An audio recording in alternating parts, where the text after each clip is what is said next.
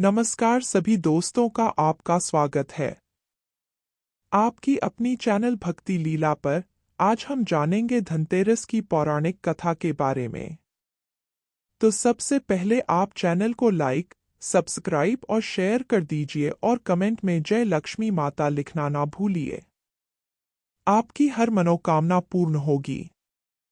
इस चैनल में आपको ऐसी धार्मिक जानकारी मिलती रहेगी, तो चैनल को सब्सक्राइब करना ना भूलिए। सब्सक्राइब करके सपोर्ट करिए। जब समुद्र मंथन हुआ तब समुद्र मंथन में से भगवान धन्वंतरी अपने हाथों से अमूर्त लेकर निकले थे।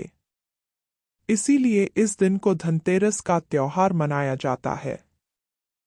भगवान धन्वंतरी की पूजा अर्चना करने से आरोग्य में सुख शांति की प्राप्ति होती है। धन्वंतरी के अलावा माता लक्ष्मी, धन के देवता कुबेर और मृत्यु के देवता यमराज जी की भी पूजा धनतेरस के दिन की जाती है। इस दिन सोना, चांदी या नए बर्तन खरीदना बहुत शुभ माना जाता है। इस दिन से दीपावली पर्व की शुरुआत हो जाता है।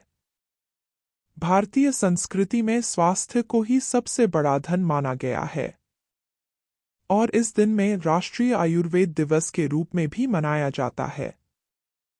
भगवान धन्वंतरी को विष्णु भगवान का अंश माना जाता है।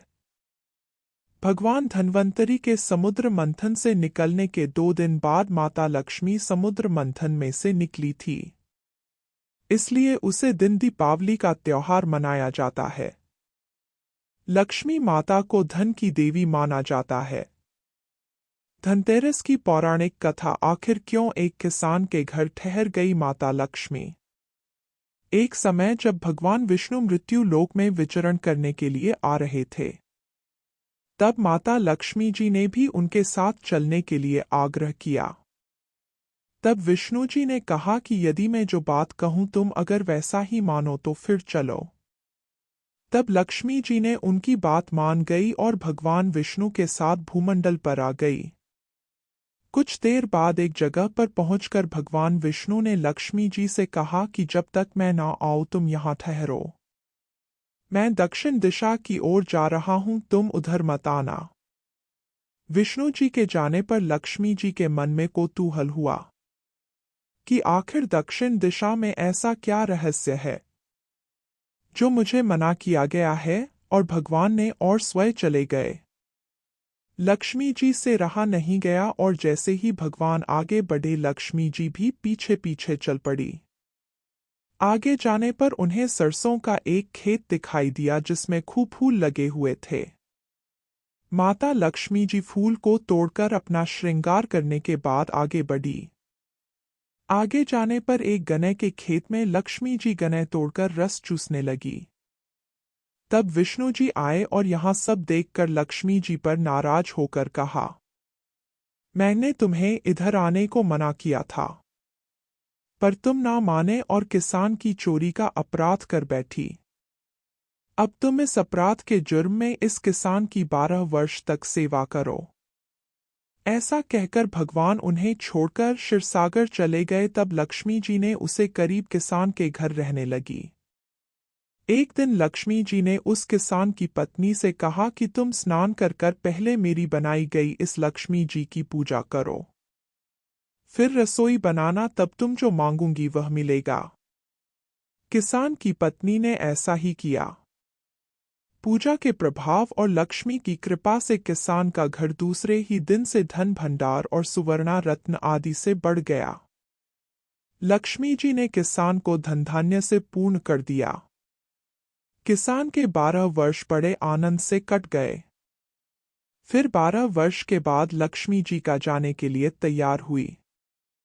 विष्णु जी लक्ष्मी जी को लेने आए तो किसान ने उन्हें भेजने से इनकार कर दिया। तब भगवान ने किसान से कहा कि इन्हें कौन जाने देता है। यह तो चंचल है, कहीं नहीं ठहरती, इनको बड़े बड़े नहीं रोक सके। इनको मेरा श्राप था, इसलिए 12 वर्ष से तुम्हारी सेवा कर रही थी। तुम्हारे 12 वर्ष सेवा का समय पूर्ण हो चुका है। किसान बोला कि नहीं, अब मैं लक्ष्मी जी को नहीं जाने दूंगा। तब लक्ष्मी जी ने कहा कि है किस तुम मुझे रोकना चाहते हो। तो मैं कहूँ ऐसा करो। कल तेरस है, तुम कल घर को लिपकर स्वच्छ करना। रात्रि में घी का दीपक जलाकर रखना और सायंकाल मेरी पूजा करना। और एक तांबे के कलश में रुपए भरकर मेरे लिए रखना। मैं उसे कलश में निवास करूंगी, किंतु पूजा के समय में तुम्हें दिखाई नहीं दूंगी। इस एक दिन की पूजा से वर्ष भर में तुम्हारे घर से नहीं जाऊंगी। यहाँ कर वहां दीपकों के प्रकाश के साथ 10 दिशाओं में फैल गई। अगले दिन किसान ने लक्ष्मी जी के कथा अनुसार पूजन किया। उनका घर धनधान्य से पूर्ण हो गया। इसी वजह से हर वर्ष धनतेरस के दिन लक्ष्मी जी की पूजा होने लगी। तो आज की यह जानकारी आपको कैसी लगी? जानकारी अच्छी लगी हो तो चैनल को लाइक, सब्सक्राइब करें और कमेंट में जय लक्ष्मी माता जरूर लिखिए। ऐसी और जानकारी पाना चाहते हो तो चैनल को सब्सक्राइब करके सपोर्ट करिए और अपने परिवारों में यह बात शेयर कीजिए।